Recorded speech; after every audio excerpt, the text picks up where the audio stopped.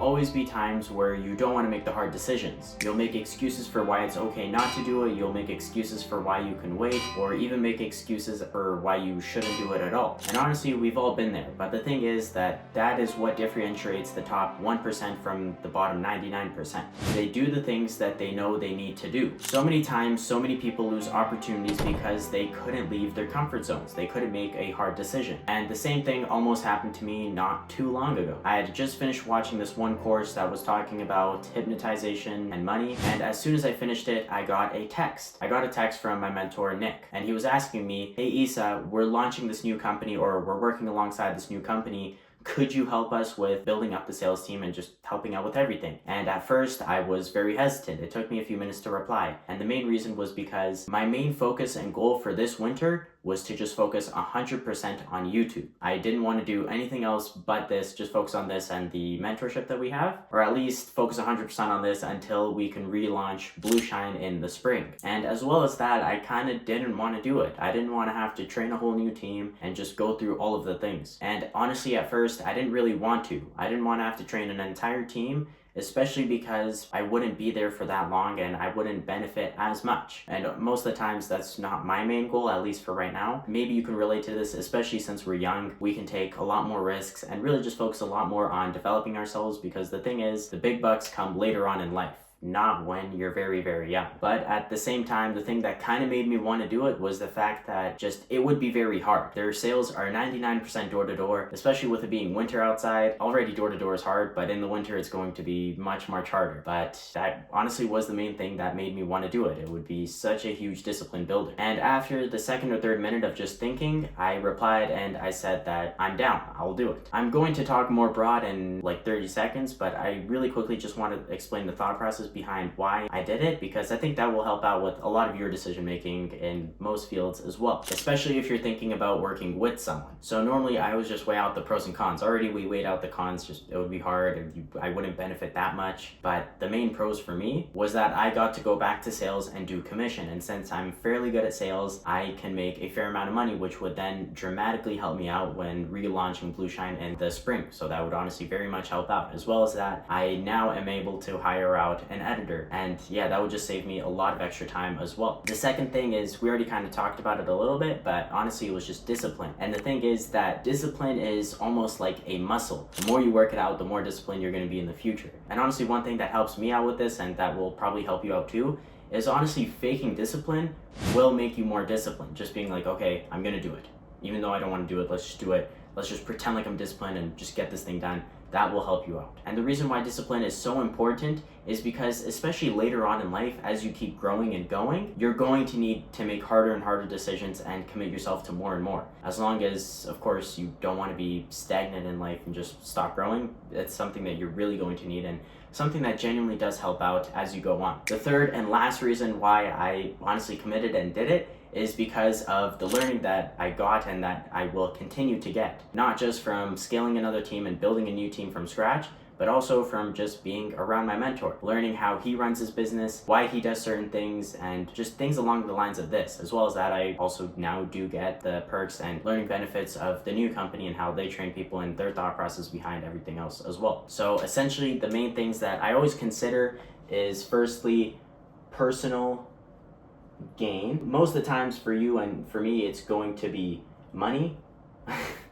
I don't want to make it seem like I'm just rock hard about money all the time, but honestly, having money, it really does help you out. Especially when you're young, you could just buy a lot more cleaner food, just focus a lot more on self-development, buy some books, and just get into a nicer gym. So of course, money, it will help you out in the beginning. As well as that, it does give you leverage. Watch my last video if you want to learn and watch more about leverage. The second thing for me, at least in this case scenario, was discipline. It's not always 100% at the top of my mind, but whenever you can build discipline, do it. It will only help you out. And the last reason is learning. Learning is such an important thing to keep in mind and to just focus on, especially when you're young. If you know a lot more, it will not hurt you. More knowledge and brain power will rarely ever be a bad thing in your life. And honestly, I talk a lot about time too, because being able to just make a decision quickly and then commit to it is very important, and something that's low-key slept on. If you're in sales, you've 100% heard this objection: I need to think about it, or I need more time to think about it. And the thing is, more time will rarely ever equate to a better decision. Most times you really only need 5 or 10 seconds to make a decision. You don't need hours, days, or however long to make a decision. It can always be done quickly. And the reason why I say move fast is because whenever you do make a decision quickly, you just seem more confident, of course, to others around, but you also just feel confident in yourself. And whenever you can do that, it just leaves a lot less room for doubt. And honestly, feeling better about yourself will never detriment you, and it will never be a bad thing in your life. A little bit of a side point, but that too is very important. Just time. And in my business, whenever I make decisions, whenever something goes downhill, for example, like a piece of equipment breaking, the property of a customer breaking, or we just piss someone off, things like that, it always happens. And besides, of course, thinking fast, the main thing that is always in my head is what is the best answer, or the best thing I can do in this situation, or even just what is the best or easiest way to answer this or solve this problem. Sometimes you get easy options that lead to very good results, and sometimes you get really shit decisions or really just horrible circumstances that will just not help you out at all. Not too long ago in my business, there was this one guy, it was I think around August, sometime around there. It was a very hot day, and the last job of the day was this very expensive $350 job. And my one friend, or the person who was meant to clean that home, he said that, oh, it's too hot outside for me, I just can't do it, can we please rebook it? And I said, okay, you know what, that's fine, because I understood him, I was outside too, it was very hot that day, so I was just like, okay, let me just text the customer, we'll just rebook it. And the guy was cool, and he was like, okay, sure, we could rebook it to tomorrow, or I forgot which other day. But then the time came to do the job the second time, and then for whatever reason, he was like, oh, I can't do it. So we had to cancel that job again and then rebook it with him. And still, the guy was super cool. So he was like, okay, sure. Third time rolls around, and this idiot, without telling me, he has all the equipment with him and he just drove to another city. For what reason? I don't know, your guess is as good as mine, friend. So we then had to rebook it with him another time. And again, the customer was so amazing. He was like, okay, sure, it's fine, things happen. So the best thing I could have done in that situation when it came to me and my employee was I didn't blow up on him. I didn't want to risk causing an altercation or anything. So I just waited for him to come back to the city. I said, okay, let me just get the equipment for an early job the next day. So then me and my friend, we had the equipment. And then later on that day, I ended up just firing him and then giving him a little bit of severance, because it's never a good thing to just completely end things on bad or negative terms, because it will not always, but sometimes it can just come and haunt you or bite you in the butt later on. So keep that in mind. Don't just ruin relationships or don't do things like that. But then after me and my friend got the equipment, we were just like, okay, whatever, it's a bigger job, let's just go do it ourselves, make most of the profit ourselves. So we went over, cleaned the home, we tried to give him a discount, but the guy was so cool, he didn't take it, and yeah, we got the job done, and that was how we dealt with that pretty annoying situation. So the moral of this story is that shit happens, and that shit can sometimes just roll down a big hill of just more and more and more shit, and then it just keeps on piling up, and then it becomes this big pile of, I'm gonna stop cussing, S-word stuff, poop. And in the moment, things like that feel horrible. It's like, oh, how am I gonna overcome it, etc. But the thing is that it's always going to end up being okay. God will always take care of you. The universe will always take care of you. You'll be good in the end. Trust me, don't overreact. Don't quit right then and there if something like that happens to you. And one thing that honestly just helps me out with most of the problems I always deal with is I always just zoom way out.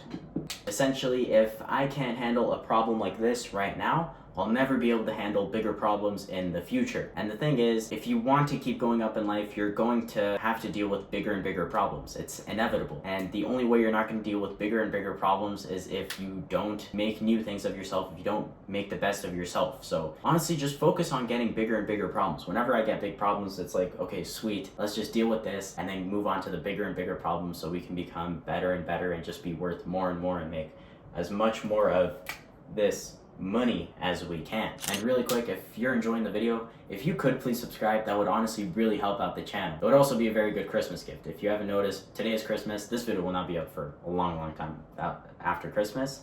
Also, that's why we're wearing the Santa drip today.